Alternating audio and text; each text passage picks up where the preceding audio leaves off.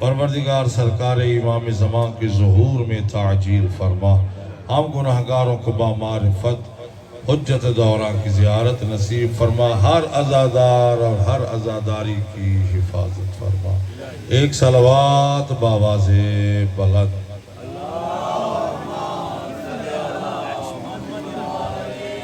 نعرہ تکبیر، نعرہ رسالت، نعرہ حیدری، حسینیت، یزیدیت، نعرہ ولایت، باواز بلندتر صلوات۔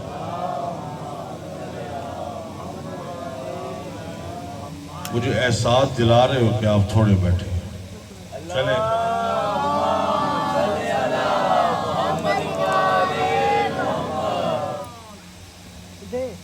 سورہ آل عمران میں کریم اللہ نے ارشاد فرمایا، قل میرا حبیب ان سے فرما دیجئے، ان کنتم تحبون اللہ، تم اگر یہ دعویٰ کرتے ہو کہ تم اللہ سے محبت کرتے ہو تو اس دعوے کو ثابت کرنے کے لیے تمہیں ایک کام کرنا پڑے گا، پھر میں مان جاؤں گا کہ تم اللہ سے محبت کرتے ہو۔ وہ کام کیا ہے؟ فَاتَّبِعُونِی، مجھ محمد کی اتباع کر لو۔ اللہ فرماتا ہے اگر تم نے محمد مصطفیٰ کی اتباع کر لی تو پھر تمہیں یہ کہنے کی ضرورت نہیں ہے کہ تم اللہ سے محبت کرتے ہو، یحببکم اللہ، پھر اللہ خود تم سے محبت کرے گا۔ اور جب اللہ محبت کرے گا تو انعام کے طور پر کیا دے گا؟ وَيَغْفِرْ لَكُمْ ذُنُوبَكُمْ، پھر اللہ تمہارے سارے گناہ معاف کر دے گا، کیونکہ وہ غفور بھی ہے، وہ رحیم بھی ہے۔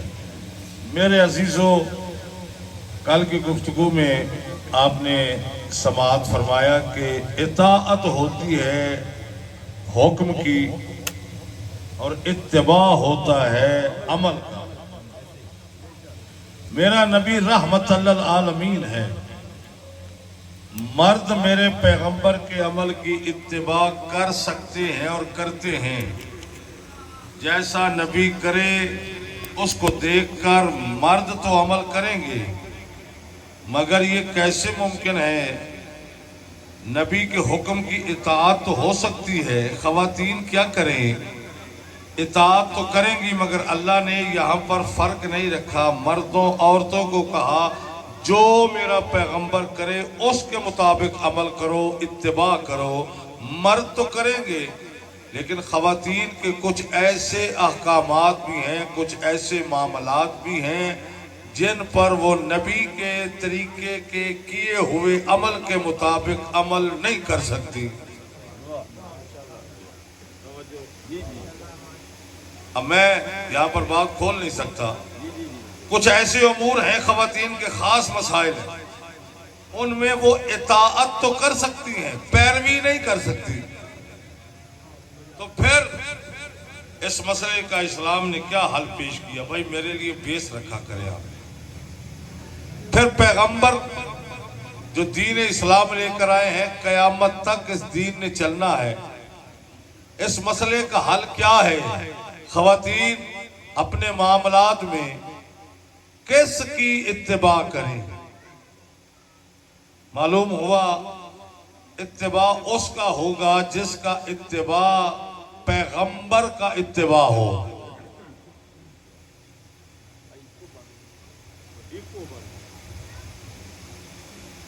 جملے ضائع ہوتے ہیں، خطیب جو ہوتا ہے نا جی، اس کے لیے ایکو نہیں چاہیے، سریلے بندوں کے لیے جیسا کہ وہ صحابہ سے جنی مرضی بتاؤ۔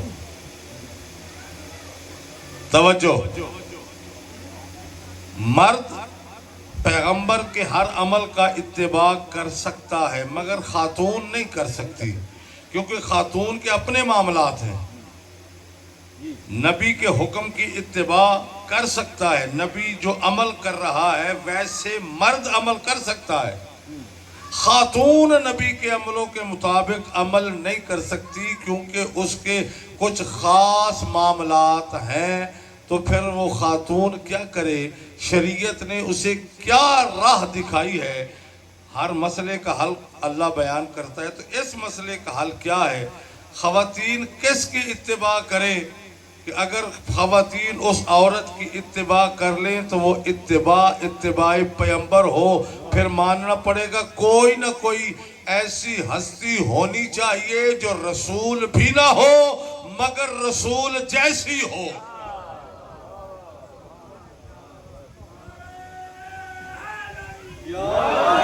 ماشاءاللہ ماشاءاللہ۔ تو پھر میرا خیال ہے کوئی تلاش کرنی چاہیے، وہ ایسی خاتون تو ہونی چاہیے جو خواتین کے لیے رول ماڈل ہو قیامت تک کے لیے، خواتین اس کو دیکھیں اور اپنے معاملات حل کر لیں۔ ماشاءاللہ جی، کوئی خاتون ہونی چاہیے، باعظمت خاتون کون ہو سکتی ہے؟ اچھا چلو، پوری انسانیت کی ماں ہے جناب حوا سلام اللہ علیہ، ان کو رول ماڈل بنانے اس میں مشکل ہے ایک، کیونکہ حوا بیوی ہے، ماں ہے، پر بیٹی کسی کی نہیں، وہ کیسے بتائے گی باپ کا احترام کیسے کرنا ہے؟ میں جلدی کر رہا ہوں، سمیٹ رہا ہوں چاچا۔ پھر زمانے کی جو معزز ترین خاتون ہے مریم، جسے اللہ نے زمین پر پہلی بطول بنا کر بھیجا، اس کو رول ماڈل بنانے، ایک نبی کی ماں ہے، صاحب شریعت صاحب معجزہ نبی کی ماں ہے، خود بھی اللہ اس کی طہارت کی قسمیں کھاتا ہے قرآن میں، اس کے نام کی پوری سورہ موجود ہے، سورہ مریم۔ پھر اس کو خواتین کے لیے رول ماڈل بنا دیں؟ کہیں گے جی آپ بنا تو سکتے ہیں مگر اس میں بھی ایک کمی ہے۔ کیا کہا؟ یہ بیٹی ہے، ماں ہے، پر بیوی کسی کی نہیں۔ میرا سست مجمع، توجہ، یہ کیسے بتائے گی شوہر کا احترام کیسے کریں گے؟ اچھا چلو، نبی آخر الزمان کے گھر چلتے ہیں، پیغمبر کے گھر آتے ہیں، نبی کے گھر میں 11 بیویاں موجود ہیں، تو ان میں جو میرے سنی بھائی سب سے زیادہ احترام کرتے ہیں اور سب سے زیادہ جس سے دین لیتے ہیں وہ ام المومنین زوجہ مصطفیٰ بی بی عائشہ ہیں۔ تو پھر بی بی عائشہ کو رول ماڈل بنا لیں؟ آپ کہیں گے جی اس میں بھی ایک کمی ہے، وہ کیا ہے؟ کہا وہ بیوی ہے، بیٹی ہے، پر ماں کسی کی نہیں۔ وہ کیسے سمجھائے گی ماں؟ جب ماں ہی نہیں کسی کو، اس کو اللہ نے اولاد ہی نہیں دی، وہ کیسے بتائے گی تربیت اولاد کیسے کرنی ہے؟ تو پھر عزیزان گرامی، کوئی ایسی خاتون ہونی چاہیے جب بیٹی ہو تو باپ ناز کرے، جب بیوی ہو تو شوہر ناز کرے، جب ماں بنے تو اولاد ناز کرے۔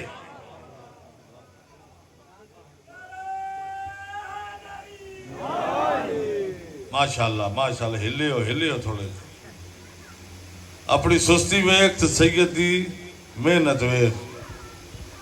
توجہ، کہاں سے بات شروع کی میں نے، کہاں تک لایا ہوں؟ خواتین کیا کریں، کسے رول ماڈل بنائیں؟ جو خاتون بھی ہو، کیونکہ اللہ نے خواتین کو نہ نبوت دی ہے، نہ امامت دی ہے، نہ ولایت دی ہے، منصب اپنا کوئی نہیں دیا، لیکن یہ وہ بی بی ہے جو نہ منصب امامت رکھتی ہے، نہ منصب الہیہ نبوت اور رسالت رکھتی ہے، مگر آپ کا ہمارا 11واں امام ارشاد فرماتا ہے اس بی بی کی عظمت کے لیے یہ جملہ کہتا ہوا نظر آتا ہے، کہتا ہے کہ نحن حجت اللہ علی خلقہ وجدتنا حجت اللہ علینا، کہتے ہیں کہ ہم سارے کے سارے اللہ کی ہر مخلوق پر حجت ہے اور ہماری دادی زہرا ہم پر حجت ہے۔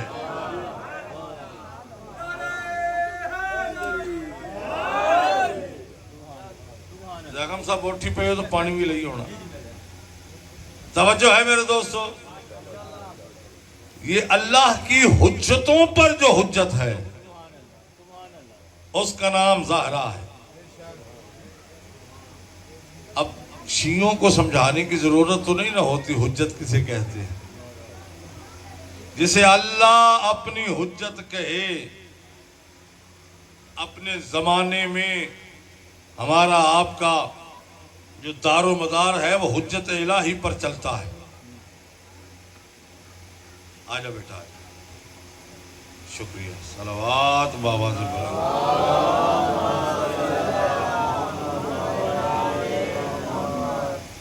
مینوں لگدا ہے چنگا موضوع میں غلط ویلے شروع کر لیا ہے. پڑھا گا تو صحیح میں. اب میں جملہ کہنے لگا ہوں. اہل سنت بھائیوں کی کتابوں میں بھی یہ روایت موجود ہے. میں جملہ آپ کے حوالے کروں. پوری دنیا میں جب سے دنیا خلق ہوئی ہے پہلی اور آخری ذات ہے ذات سیدہ, جس کے بارے میں پیغمبر نے فرمایا کہ اللہ نے مجھے حکم دیا ہے کہ تیری شادی زہرا سے, تیری شادی علی سے کروں. اے زہرا مجھے اللہ نے حکم دیا تیری شادی علی سے کروں. اور کائنات کی پہلی بی بی ہے. یہ پہلا جوڑا ہے جو اللہ کے حکم سے بنا. تیری میری شادی ہوتی ہے سبب کے ساتھ. کو وسیلہ بنتا ہے, کو رشتے والا, کو رشتے دار, کو دوست احباب. اور ہمارے معاشرے میں ایک غلط جملہ مشہور ہے. کہتے ہیں جی جوڑے آسمانوں پر بنتے ہیں. اگر جوڑے آسمانوں پہ بنتے ہوتے تو زمین پہ ٹوٹتے کیوں, طلاقیں کیوں ہوتی؟ زمین پر طلاق کا ہونا اس بات کی دلیل ہے یہ یہیں بنا تھا, یہیں ٹوٹ گیا. دنیا میں صرف ایک جوڑا ہے جو آسمانوں پہ بنا ہے, وہ علی و بطول کا ہے.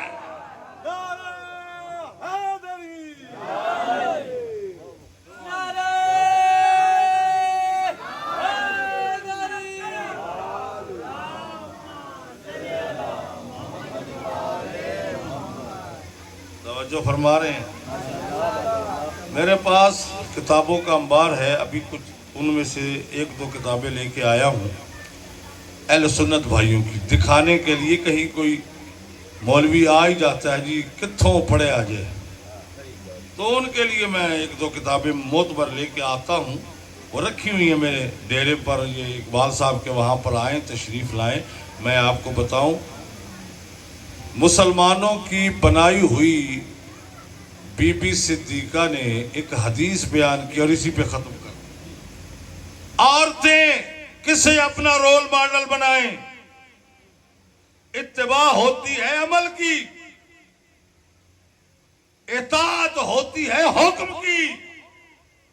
بی بی عائشہ فرماتی ہیں کہ میں نے فاطمہ زہرا سے زیادہ مشابہ رسول کسی کو نہیں دیکھا. چلتی تھی تو رسول کی طرح, بولتی تھی تو رسول کی طرح, بیٹھتی تھی تو رسول کی طرح, کھاتی تھی تو رسول کی طرح. پھر جملہ کہتی ہے میں نے پوری دنیا میں محمد کے بعد فاطمہ سے افضل دیکھی کوئی نہیں ہے.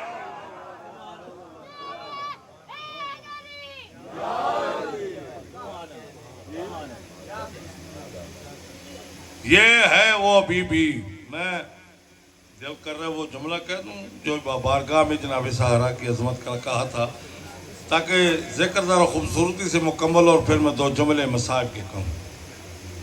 اللہ کے پیغمبر نے فرمایا کہ ہر عورت 3 رشتے رکھتی ہے. پیدا ہوئی تو بیٹی, شادی ہوئی تو بیوی, اولاد ہوئی تو ماں. یہ 3 درجے اور رشتے ہیں ہر خاتون کے. بیٹی ہے تو فرمایا بیٹیاں ماں باپ کے لیے رحمت ہے. کتنا بد نصیب باپ ہے وہ جو بیٹی کو مارے, رحمت کو مارے. اللہ جسے رحمت کہے اسے مارنا رحمت کی توہین ہے. بیٹیاں تو نازک ہے, اللہ نے آگے گھر کے لیے تمہیں اپنی امانت کے طور پر دی ہیں. ان کی صحیح تربیت کرنا امانت داری ہے, اور ان بیٹیوں کو اذیتیں دینا یہ امانت میں خیانت ہے. خیال کرو بیٹیوں کو, صرف خیال نہ کرو. ایک جملہ کہا جاتا ہے جی بیٹی تھی منجی دی وارث ہے. نہیں, اللہ دی قسمیں جاگیر دی وارث ہے. جڑا حصہ سی نہیں نہ دے دے وہ بھی عبارت، اس کا پوچھا جائے گا روز قیامت۔ اب میں جملے کہوں، بیوی ہے تو کہا ہر بیوی اپنے مرد کے آدھے ایمان کو محفوظ کرتی ہے، اب بندے کو چاہیے اپنا آدھا ایمان خود محفوظ کرے۔ تیسرا، ماں بنی تو اس کے قدموں کے نیچے جنت ہے۔ پھر جملہ دہرا کے آخری جملہ کہنے لگا ہوں، بیٹی ہے تو اس کے قدموں کے نیچے، یہ بیٹی ہے تو ماں باپ کے لیے رحمت ہے، بیوی ہے تو یہ مرد کے آدھے ایمان کی محافظہ ہے، ماں ہے تو اس کے قدموں کے نیچے جنت ہے۔ میں کہتا ہوں خبردار اس بی بی کا مقابلہ کسی بھی بی بی سے نہ کرنا، اس کی شان تو سمجھو۔ یہ جب بیٹی تھی تو اس کے لیے رحمت بنی جو رحمت للعالمین تھا، اور جب یہ بیوی بنی تو اس کے آدھے ایمان کی محافظہ بنی جسے نبی نے کل ایمان کہا تھا، اور جب یہ ماں بنی تو اس کے قدموں کے نیچے ان کی جنت ہے جو خود جوانان جنت کے سردار ہیں۔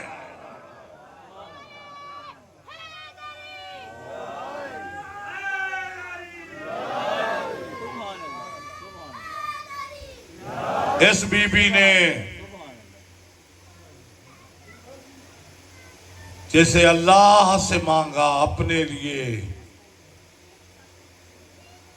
اس عباس کو آقا زادیوں نے یوں عزت دی، یوں عزت دی، یوں احترام دیا کہ آقا زادیوں یہ جملہ فرمایا کرتے ہیں، پرانے علماء ذاکرین قدیم سے ایک جملہ چلا آ رہا ہے، عباس اس ہستی کا نام ہے جس کے آسرے پہ نبی زادیوں نے مدینہ چھوڑا۔ حسین مولا کا نام نہیں لیا، شجاعت اتنی، اللہ اکبر، نبی زادیوں نے جس کے آسرے پر مدینہ چھوڑا۔ جب خیمے سے چلنے لگا ہے نا میرا مولا عباس، ایک مرتبہ بی بی نے آواز دی، عباس میرے کمرے میں آؤ، میرے خیمے میں آؤ۔ میرے مولا آئے، کہا ساری مستورات آؤ۔ ساری مستورات آ گئیں۔ وقت کو مد نظر رکھتے ہوئے جملہ آپ کے حوالے کر رہا ہوں، جب ساری بیبیاں بی بی زینب کے خیمے میں جمع ہو گئی نا، بی بی نے میرے مولا غازی کو قریب بلایا اور کہا غازی، جب میں چھوٹی سی تھی نا تو میں اپنے بابا کے زانوں پہ بیٹھی ہوئی تھی، بابا میرے سر کے بوسے بھی لیتا تھا، میری کلائیوں کے بوسے بھی لیتا تھا۔ میں نے تڑپ کے کہا بابا میری کلائیوں کے بوسے کیوں لے رہے ہو؟ رو کہ میرے بابا علی نے فرمایا تھا بیٹا میں امام ہوں، جانتا ہوں ایک روز ان ہاتھوں میں رسیاں پہنائی جائے گی۔ شاباش غازی، جب میرے گھر میں بھائی پیدا ہوئے اور میرا صحن بھائیوں سے بھر گیا، بالخصوص جب تیری شجاعت کی شہرت عرب و عجم میں پھیلی، میں سوچا کرتی تھی میرا بابا بھی سچ کہتا ہے، لیکن جس کا غازی جیسا بھائی ہو کس کی جرت ہے اس کے ہاتھوں میں رسیاں پہنائے، اس کے سر کی چادر چھینے۔ لیکن غازی اب تو میدان میں جا رہا ہے، مجھے یقین ہو گیا ہے جس مرحلے کا میرے بابے نے فرمایا تھا وہ اب مرحلہ آنے والا ہے۔ یہ جملہ غازی سے کہا، پھر دیکھا بی بی نے مستورات کی طرف، عورتوں کی طرف دیکھ کر، خواتین عصمت و طہارت کو دیکھ کر ایک جملہ کہا، اور اسی جملے پہ علم برآمد ہو جائے گا، اس سے زیادہ میں نہیں پڑھوں گا، وقت کافی ہو گیا، پھر زندگی باقی، ملاقات باقی، ذکر عباس باقی۔ علم مبارک لے آؤ اس آخری جملے پر۔ ایک مرتبہ بی بی نے ساری بیویوں کو دیکھا اور ایک جملہ کہا، بیویوں جب تم مدینے سے چلی تھی میں نے تمہیں کہا تھا میں تمہارے پردوں کی ضامن ہوں، میرا غازی ساتھ جا رہا ہے، اب میرا غازی جا رہا ہے میدان میں وہ پردوں کی ضمانت واپس لیتی ہوں۔ اب زینب تمہارے پردوں کی ضمانت نہیں دیتی، ماتم عباس۔